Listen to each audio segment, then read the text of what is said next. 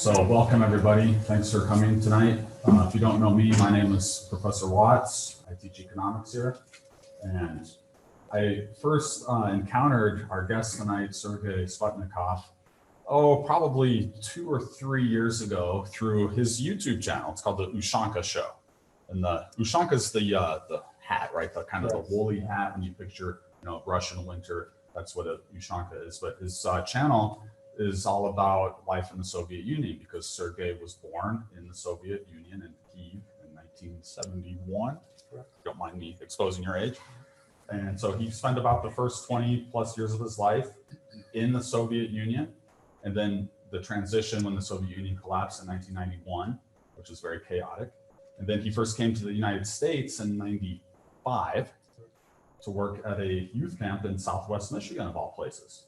And he came back several times and he wound up staying. He married a sweet young American lady and they started a family over here. So he's been in the United States for more than 20 years now. So he's got a very unique perspective about, two things. And actually I had first invited Sergei to come speak for us 2 years ago, almost exactly 2 years ago.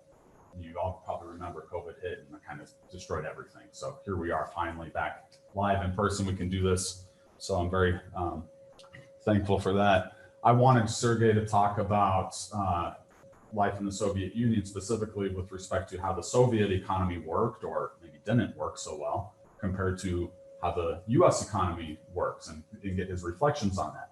And he is going to talk a little bit about that. But of course, in the intervening time period, as I'm sure you're all aware, events have unfolded, the Russian invasion of Ukraine. I'm sure you've all been kind of watching in shock and horror what's going on.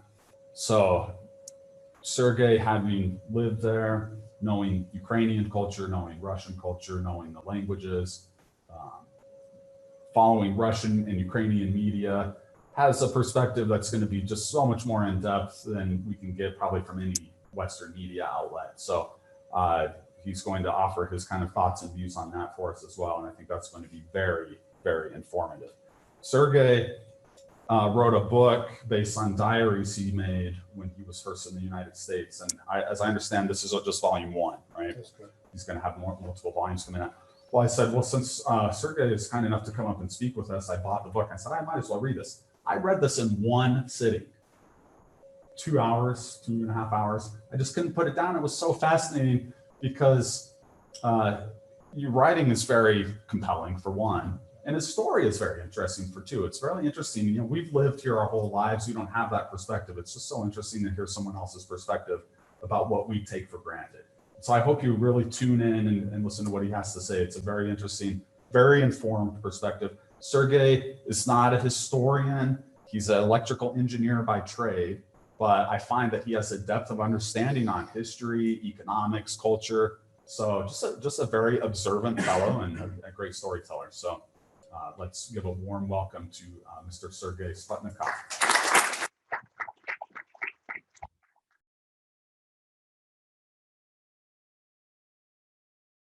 Hi everyone, I'm sorry you guys have to spend this evening here. I hope you enjoyed and you learned something new. As Professor Watts mentioned, kind of started Ushanka Show about 5 years ago.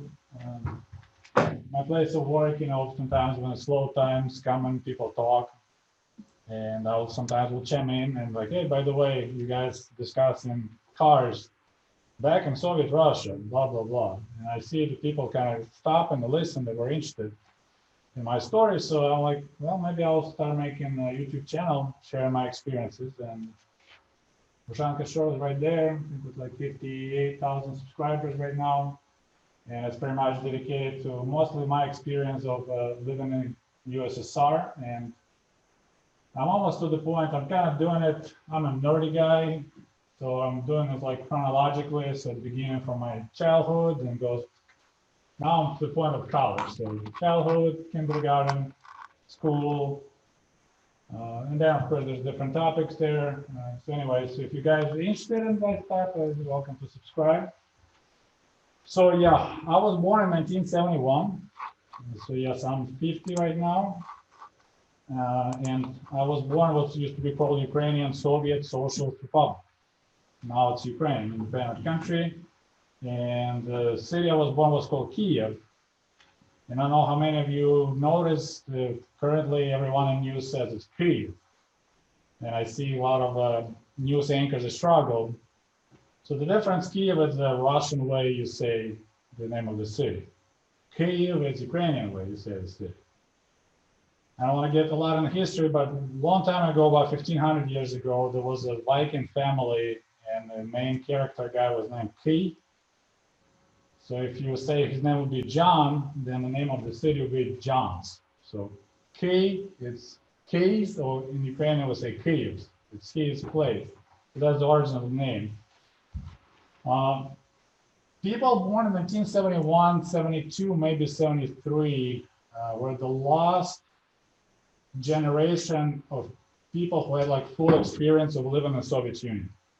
So kindergarten, детский сад, school, Soviet schools, we had 10 years. So we went to school 6 times a week. So every Saturday we had to go to school. So it's another, when my kids complaining about school, and it's the, I was like, hey, we went to school on Saturday. So nothing to complain there. And then, of course, for 10 years, we start school at 7. So we finish 17.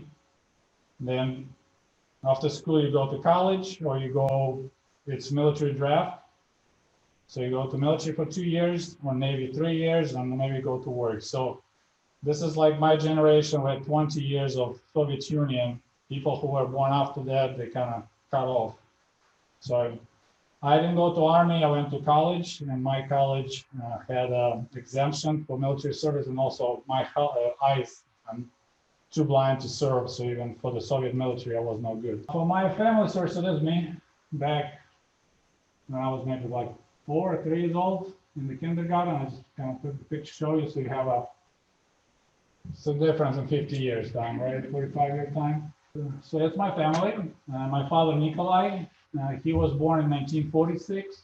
So he's your version of a Soviet baby boomer.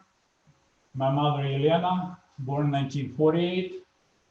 Another baby boomer. They both were born and grew up out in the country in the small villages.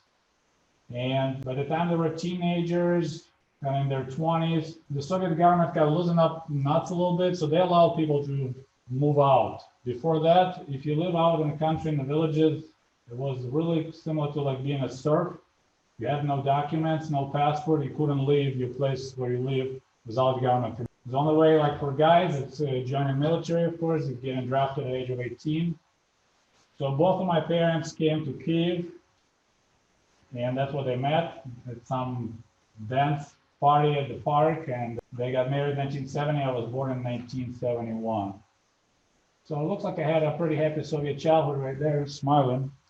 I got really lucky. My uncle, he was in photography, so a lot of pictures. I would never have that many photos, but my uncle was taking a lot of pictures. Okay, so here, this is, we are in the village in northern Ukraine. So my grandmother, Maria, born 1907. My grandpa, Sergei, I was named after him, also born 1907, and my parents and me. This was taken in May, I think it's like 1976, 77. So this village was taken in northern Ukraine, as I mentioned. Right now it's under occupation by Russia.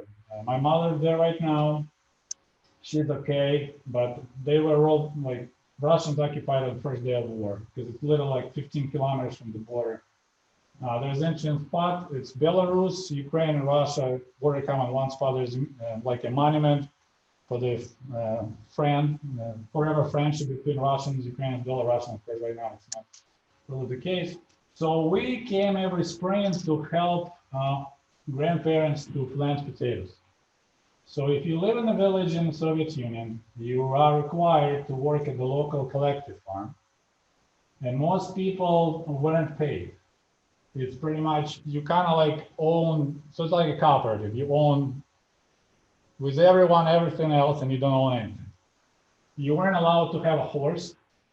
You could have only 1 cow, 1 pig, chickens, geese, and the collective farm will provide you with a couple of acres of land that you can plant potatoes, vegetables, apples, whatever, and that's pretty much what you survive on. Collective farm was required to sell its produce to the government. Government would set up prices. Government wanted to provide cheap foodstuffs to the workers in the cities. So of course they will, in order to provide cheap food in the cities, you offer low prices to collective farms. Since government is monopoly, no one else will offer you anything else. Most collective farms were running pretty much like at zero profit. So when you don't make any money, how do you pay your collective farm workers? You can pay them with hay. You allow them to harvest hay at the collective farm property so you can feed your cow. Because in the winter, cow needs to eat still, right? You can give them some grain. So a lot of it was just, and I had a video on my YouTube channel. My distant relative, she was a milkmaid, was milking cows, and look at her workbook. So every person had a workbook, рабочая книжка, and they were required to work a specific amount of days a year, like it was the law. You have to work like 200 days no matter what. And then I was said how it was compensated, and she had like so much straw she got 2 sacks of grain. So people out in the country were extremely poor because they literally had no income.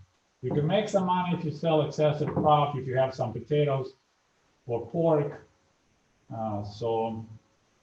And I said, everything was done by hand. So planting, I don't know if anybody has experience planting potatoes, harvesting potatoes by hand. So it's really, planting is not that hard. It's harvesting because you got to get on your knees and go through and get potatoes. My kids thought it was like the most fun thing ever, is like searching for potatoes. Like, dude, if it's a field 2 acres, it gets old really quick.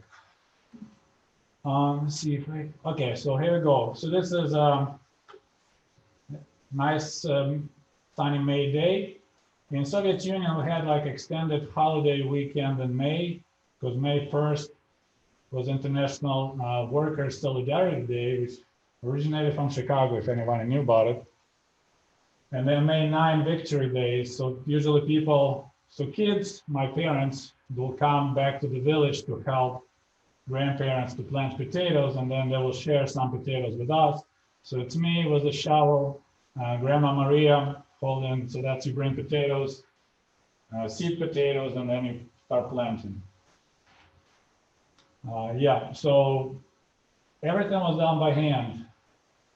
My grandparents, they never had any conveniences outhouse, even in the 80s, no running water, using the cellar instead of refrigerator. So they worked all their life in a collective farm. And what they got is a retirement, like a pension. My grandma had 12 rubles, which pair of winter boots would be 70 rubles, and your pension is 12 rubles. Bread was subsidized, was 16, we'll call it cents or kopecks. So I always, for some reason, think the easiest way to compare is vodka. Like how much vodka can you buy for your salary or for your, so for 12 rubles, you could buy 4 bottles of vodka. So bottle of Smirnoff for 20 bucks, probably no one drinks alcohol, right? You're underage. So her pension was $80 after working all her life, not getting paid. So another interesting part, so living in the Soviet Union is housing. And that's a lot of people tell me how great life in the Soviet Union was because housing was free, which is not correct. It was really affordable once you get it. So this picture, this is my mom giving me a bath. For first 5 years, when my parents got married, we lived in the dorms. Anybody of you guys live in the dorms here in Ferris? So we lived in one room, small room, which we shared with another family. There was one bathroom with several stalls that was shared by the whole floor. Only cold water, running cold water in the kitchen or bathroom, no hot water. So my mom had to fill like a metal tub You can kind of see corner a little bit. Bring hot water, so she heats up at the stove in the kitchen, communal kitchen, brings to the room, and that's how I take a bath once a week. Table right in the middle, this is to see the table, so our neighbors were on the left side of the room, we were on the right side of the room. So a young couple just got married, sharing a room with another family. It's a lot of, I was too little to understand all that part. But I kind of asked my dad, like, how'd you guys like take shifts? One couple goes for a walk in the park. Like, yeah, I don't want to talk about it. Like, all right. In 5 years, so my parents, basically, you couldn't just go and rent because there was no private ownership of apartments or anything like that. So renting was challenging. Usually you get on the waiting list. It's not about the money. It's about, I need to get a job that I can get housing as quick as possible. At that time, neither my mom or my dad had like waiting lists at all available with places of work. So we kind of got stuck because she said 3 families changed while we lived for 5 years. So picture, you kind of get used to one family, right? Then they move out, they found an apartment, new family moved in. Last family, they had a little girl, baby girl. So I was about 70, so about 4 years old. I barely remember, she was crying all night. So picture, sharing a room with crying baby, not fun. And since the room was so small, when I got a little bit too big for our crib, for my crib, there was no room to put like twin size bed, whatever, bigger bed. And so my dad had to cut the hole in the grating of the crib so I can stick my leg. So, but you know, when you're small, you don't know any better. You don't know any better. You know, now I tell my kids, because everyone has their own bedroom, you know, bathroom they share. Like, I was happy. You know, I don't know. There was a lot of kids to play with.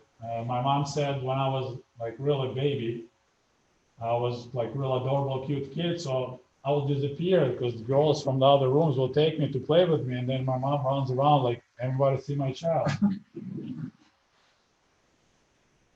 So after 5 years, my mom basically begged. She went, she signed the paperwork, the application for improvement of my living conditions because, you know, for 5 years we live in this dorms, and she managed to get a little tiny apartment. It's what you guys call studio. So it's just one tiny room, and then there's a tiny bathroom, tiny kitchen. And it was a good time to have your own room, of course, but once again, you know,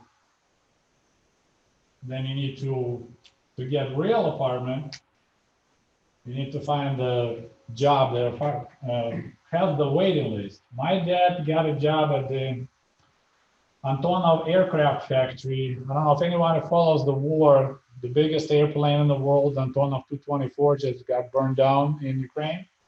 He worked at that factory way before they made that airplane. So they had a waiting list of 20 years. So in 20 years, my parents could move into 2-room apartment from that 1-room apartment. So we're out of the dorms into the little studio, what they call it hotel style apartment. So it doesn't matter how much money you make. Both my parents were labor union members. And they had to wait 20 years to get an apartment. Once you get it, housing was about 10% of your income. So it's really cheap if you compare with mortgages here in America. But then you have 20 years of waiting in quite, you know, miserable conditions. And I was talking to, because I was like, what kind of value can you put on 20 years of living like this, waiting for cheap housing? But in mid-1970s, Soviet government realized they don't have enough money to provide housing like this, subsidized housing, we can call it. So they came up with a new program called cooperative housing, cooperative. So there you buy apartment. Like you get type of like a mortgage, we call it hypotheca. So you have to pay 30% down payment. Now you sounds familiar to what you have in America, right? 30% down. And then for the next 15 years, interest rate was, I think, low, maybe 2%, maybe 1.5%. So my parents had a choice, 20 years of waiting or biting a bullet, 15,000 rubles. My parents' combined income was 300 rubles a month. So times 12, well, we got 3,600 a year. And then of course, food, other stuff. So you're getting pretty much back to basics of American housing situation. So my mom, she was the one that kind of pushed for it. And I'm like, let's do it. So in 1981, we got 3-room apartment, which I thought was amazing until my wife said it's not when she came to visit. But that was cool. I had my own room. So this housing situation, yeah, it's and since we had to pay 50 rubles a month. So out of 350 were going towards the down, keep on paying for this category apartment. And as a separate story was down payment, my parents didn't have that much money because that was 30% of 15,000. What is it? 5,000 rubles? No, a little bit less, right? They had to borrow from friends because banks didn't offer credits like that. So it was another different challenge. Long story, I have a YouTube video about it. So in Soviet Union, housing was affordable as long as you have it. If you had connections or you're in the military. Military people, if you're like an officer, then they have a separate system going for the military people. Okay, what else would be interesting here? So, you know, I was, since I started making Ushanka Show, people asking questions, and a lot of young people in the United States, all over the world, interested in the concept of socialism because it sounds really good. You know, equality for everyone, you know, there's no extreme poor, extreme rich, which all correct. So I was kind of analyzing because I have 20 years of life in the Soviet Union. Then I have about 20 years living here. Generally, what can I say? If you ever wonder about life in the Soviet Union, we reached equality in the Soviet Union. There's no doubt about it. Engineer was making 150 rubles a month, and some person that works at the factory putting the bolts on was making 150 rubles a month. So this equality was achieved by kind of bringing everybody down. So it doesn't matter how genius you are, it doesn't matter what great ideas you have, you're making 150 rubles a month. It just was really, we had a lot of jokes about Soviet engineers. It's just because they were poor. Like people who did little business on the side, like the richest people in the Soviet Union were taxi drivers and waitresses. And it probably sounds like total, doesn't make sense, right? People who wait tables in America, not really in the upper class. If you work in a decent restaurant, you could make 1,000 rubles per month. Engineer making 150.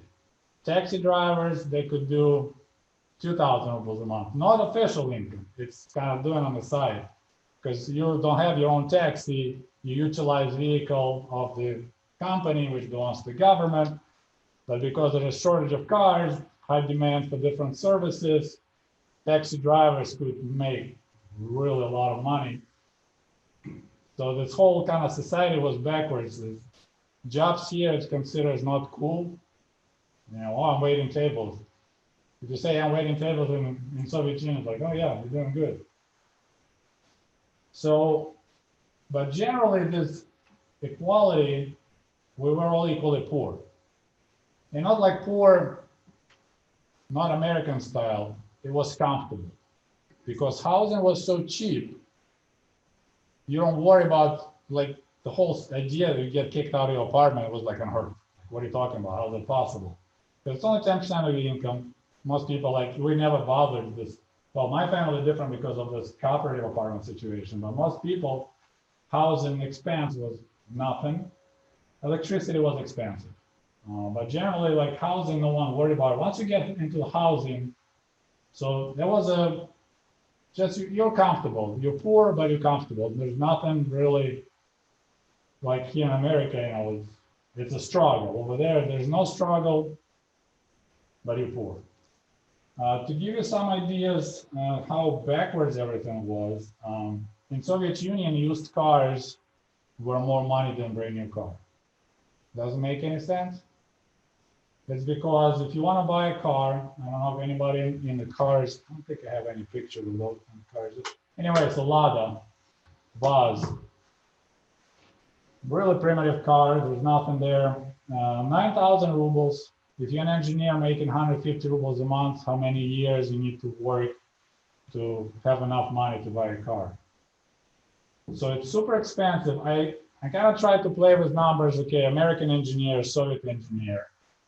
9,000 rubles for Soviet cars. So you're looking at like price points, 200K per car. So if you're like engineer in America making $75,000, $80,000. So you're buying like what can you buy for $250,000? Lamborghini maybe? I don't know. So this is like a little cheap car at the price of Lamborghini and 90 years of waiting list. 90 years, you put your name and you wait till it's your turn to buy a car. I remember one day my mom came, I was in high school that time. We didn't call it high school, but that age. And she was very proud because she said, I put you on the waiting list for a car.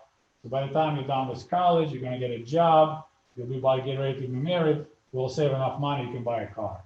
So that was my 9-year bright future. Hey, I'll get a car in 9 years.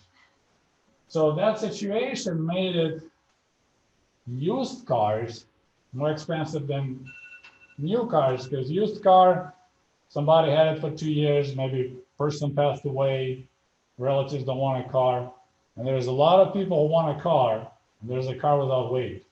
So you could really sell $9,000 new car for 15,000 rubles. That was actually really big black market, shadow market of people trying to find a way to get a car without waiting for 9 years, turn around and sell it at a huge profit. And we didn't have dealerships, we didn't have car sales. I mean, it's just totally different world. And needless to say, I never got my car because a couple of years after that, Soviet Union collapsed. They pretty much allowed to import cars. We didn't have any imported cars, period. Everything was just domestic cars. And then people discovered that, hey, used BMW or Mercedes or Audi is way better than brand new Lada. So Lada went from people waiting 9 years to buy a car to people don't want that brand new car, rather buy Audi for $3,000 from Germany. So that whole thing kind of tipped over. Okay, well, see if anybody can find me in this picture. So this is a kindergarten. In Soviet Union, we had 0% unemployment, which sounds fantastic, right? How can you achieve 0% unemployment? You make it illegal not to be unemployed. You have 3 months to find a different job. If you don't find a job in 3 months, you can be called parasite of society. If you don't have like valid excuse, you know, surgery, sickness, maybe parents need being taken care of. So mothers, after giving birth, they had 3 months, and then they had to go back to work because you couldn't be unemployed, and the reason to stay home with your kid wasn't serious. So I went to nursery, Yasli, at the age of 3 months. So this is a little bit, I don't know if you saw my mom right there, the little guy in the military Navy hat. So this is kindergarten. It was some kind of event. It was affordable, they had to pay for it. And it's pretty much all my childhood is from early age. I'm in nursery, then I'm in kindergarten.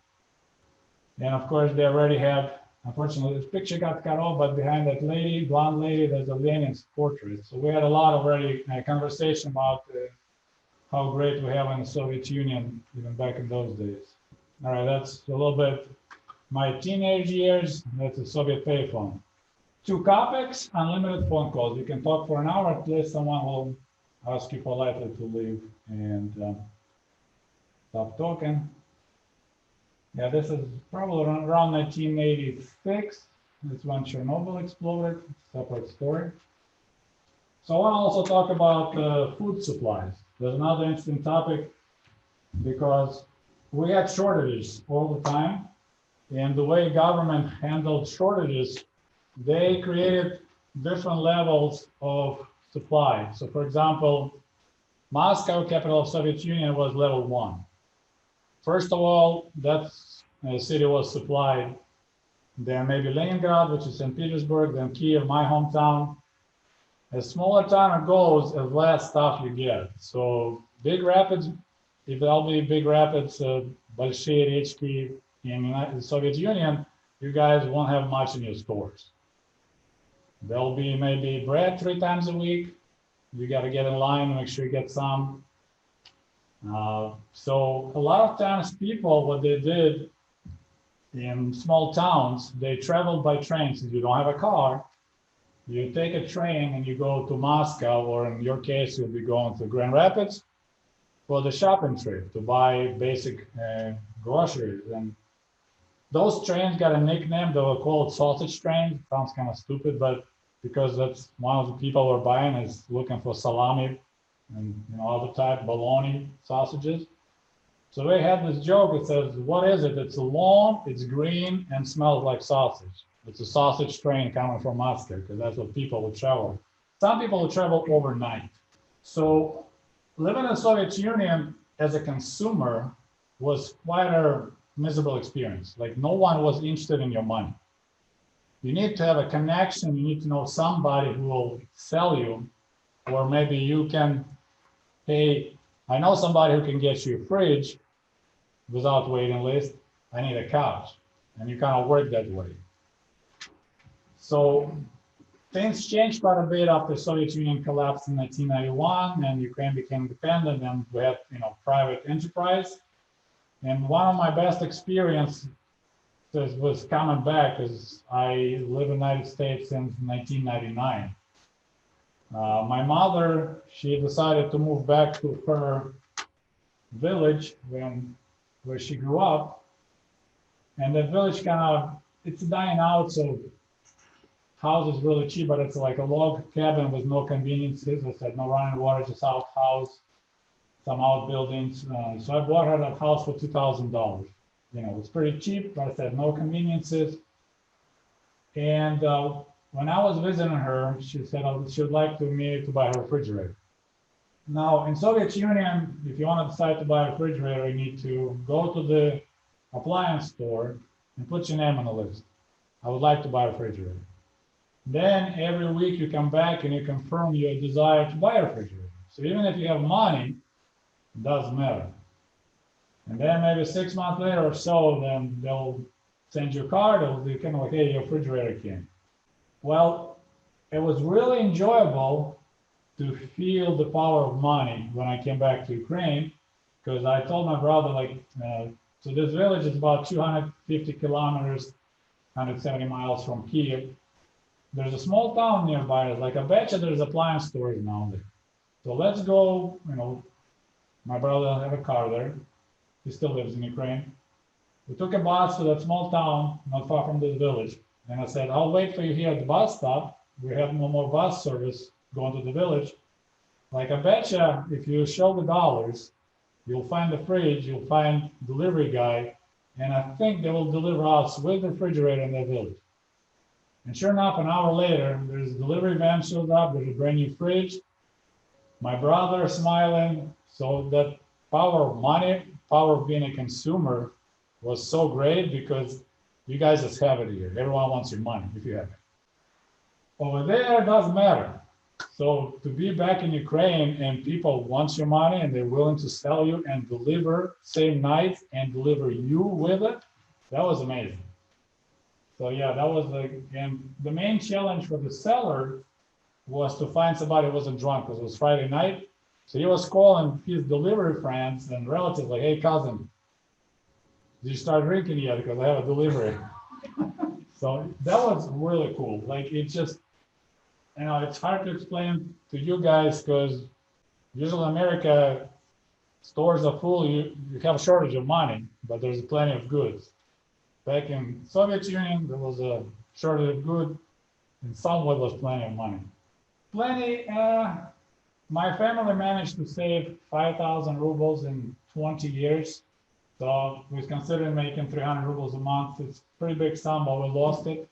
Separate story, but they froze accounts before Soviet Union collapsed. Then when they unlocked the accounts, inflation was so crazy, you could buy 2 loaves of bread for my parents' lifetime savings. So that was pretty ugly.